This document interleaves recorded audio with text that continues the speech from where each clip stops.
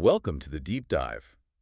Today we're getting into something really fascinating. Mm, It's about what happens when, a common solution for one problem, actually. Well, it kind of peels back the layers on something much deeper, needs that maybe weren't being addressed. mm. And our deep dive today, it's based on some really compelling field notes and insights from Dan Hollis. He focuses specifically on emotional hunger. Right.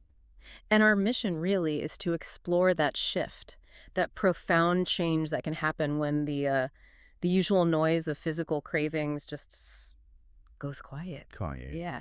Dan actually calls this opening a quiet window, a window to these deeper truths about ourselves. So it's not just about, like, physical change then. Not at all. It's framed as the surprising journey of self-discovery. Okay, so let's start with hunger itself. I mean, most of us think we know what hunger is, It's right? pretty straightforward usually. Yeah, your stomach growls, maybe you feel low energy. We kind of thought it was just a simple biological signal. Stomach says, feed me, blood sugar drops, that sort of thing. But that's exactly where Dan Hollis comes in and challenges that whole idea. How so? He argues that emotional hunger, well, it's not simple at all. He says it's more like a question, a need asking to be seen. A question. Yeah, it's layered, often masked by what we think are just, physical feelings. That's a really interesting way to put it. A need asking to be seen. It is. So to make this a bit more concrete, let's talk about this example Dan uses, Kate. Ah, yes, Kate. She's 46, mother of three, couple of dogs, and that one unfinished book club novel. Right, relatable chaos. Exactly. And her whole life, she had this kind of ingrained rhythm of hunger. It dictated things. How do you mean? Well, like chips for that afternoon slump she always got, Mm, bread, maybe when she felt a bit lonely, cake for joy, for celebrations. It was just her automatic response. that nails it.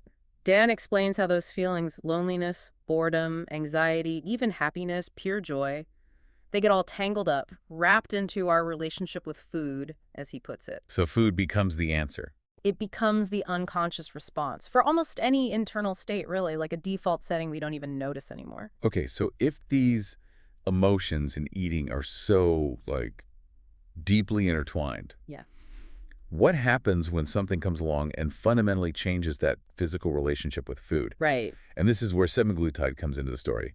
You might know it by brand names like Ozempic or Wegovy. Yep, the GLP-1 agonists. Exactly. Originally for type 2 diabetes, but now obviously huge for weight loss. And Kate's experience, well, it seemed pretty standard at first. What did that look like? 2 months in, she was about 7 pounds down. Minimal side effects, her blood sugar was better. I mean, that sounds like success, right? It certainly looks like on paper, but here's where Dan Hollis brings in a really crucial warning. He says semaglutide isn't a fix. Okay, not a fix. Then what is it? He calls it a window, a biological pause. A pot. Yeah. His argument is that the medication is really effective at lowering the noise of those physical hunger signals. And by doing that, it clears the way for these deeper emotional questions to finally come up.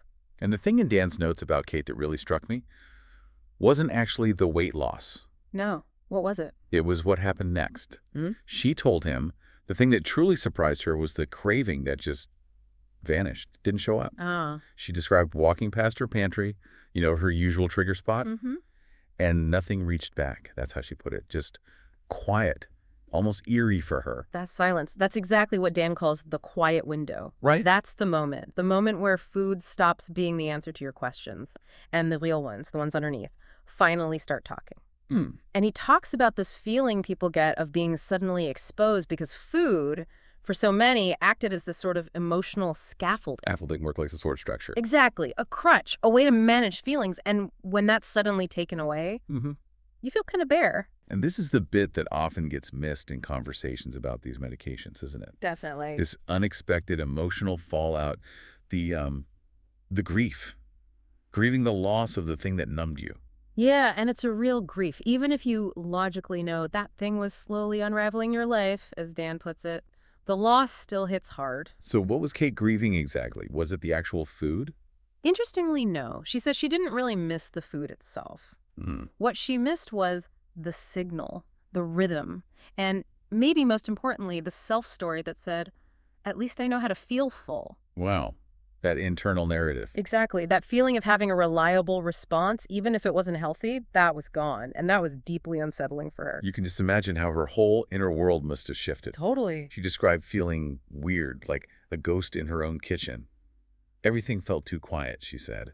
Her own brain felt like a library after hours. That's a powerful image. And then she said this incredibly potent thing. It's not that I'm sad. It's just that everything feels like truth now. And that moment, that's precisely where Dan's real work begins. Not the weight loss. Not primarily, not when the lab numbers improve. It's when the human sitting across from him begins to hear the echoes, the echoes of all those years they used food to kind of muffle the deeper questions. So he helps them face those questions. He guides them to confront them. Questions like, what am I hungry for when I'm not hungry? Or who am I without the chase? And what's left when the noise goes? Really profound stuff. Okay, so if that's the moment the real work starts, what does Dan actually do? What's his practical approach? Because it sounds like it's not just about managing the medication. No, definitely not. And he doesn't just offer a pep talk, which I think a lot of people might expect or want. Right? He offers, his word is scaffolding. Scaffolding again. Okay, what does that mean in practice? It means focusing not on motivation, but on building momentum. Not forcing restriction, but fostering recognition, recognizing what's actually happening inside. So how does he help people navigate this quiet window? What does the scaffolding look like? Well, a big part of his framework is about helping people sort out the signal confusion. Signal confusion. Yeah, learning to tell the difference between, am I physically hungry versus, am I feeling something that I usually answer with food? Okay, disentangling those. Right. And then teaching them how to observe the craving, not obey it. Just notice it. Instead of reacting automatically. Exactly. And then, crucially, learn to decode what that hunger really means. What's the real need behind the urge? So it really emphasizes his point that the medication, semaglutide, it doesn't solve the emotional hunger itself. Not at all. He says it clears the runway so you can finally see what's trying to land. That's quite a visual. It is, isn't it? The medication isn't the solution. It creates the silence, the space where you can find your own solution. Yeah. As Dan puts it, semaglutide isn't the solution to emotional eating. It's the silence that lets you find one. That quote really sums it up. And does he connect this to anything bigger, sort of, psychologically? He does. He often traces emotional hunger back to what he calls identity disconnection. Identity disconnection. Yeah, the idea that when we lose track of who we are, maybe through stress, trauma, or just life getting overwhelming, food becomes a substitute, a way to feel something, to fill a void that isn't really about food at all. So finding alignment is key. Absolutely. That leads to his really transformative idea. You don't hold on to weight loss with discipline. You hold on to it with alignment. Align it with yourself. With your true self, your values, what you actually need beyond the physical. That's what makes the changes stick, he argues, not willpower alone. So going back to Kate, how did this play out for her? Did she have some big, dramatic breakthrough in this quiet window? It's interesting. According to Dan's notes, not really.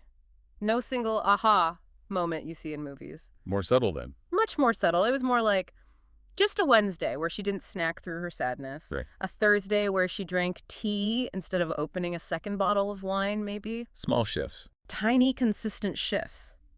And a Sunday where she took a walk. And the key part was why she took the walk. Why? Not because it burned calories, but because it felt like a conversation with her future self. Wow. That's profound. Shifting the motivation entirely. Exactly. It's about the inner experience, not just the external action. So Kate's journey isn't finished then? Oh, absolutely not. Dan is clear. She's not done. She's not fixed. She's not suddenly a new woman. Right. But she's here in the quiet, listening. Listening. Yeah. And that, Dan insists, is the real protocol. Being present, being aware, building new responses, one quiet moment at a time. So it really is about replacing the story, the whole narrative. Yeah. Not just changing the snack you reach for. Precisely. It's addressing the root, not just the symptom. And Dan's core principles for actually healing this emotional hunger, what are they? They really boil down to three things. Empathy, not judgment, towards yourself primarily. Okay. Awareness, not rules. So understanding instead of just restricting. And finally, curiosity, not punishment. Approaching yourself and your patterns with a genuine desire to understand, not to beat yourself up. It's a much gentler but ultimately more powerful approach. So bringing this back to you, our listener, if you find yourself maybe walking through that same kind of silence, if that familiar craving didn't show up today, and maybe that unsettles you more than you thought it would. Then the message here is, you're not broken. Not at all. You're just beginning to hear yourself again, maybe, like we said, for the first time in a really long time. So Yeah. welcome to the quiet window. You're definitely not alone in this. Okay, so a final thought to leave you with, building on all this.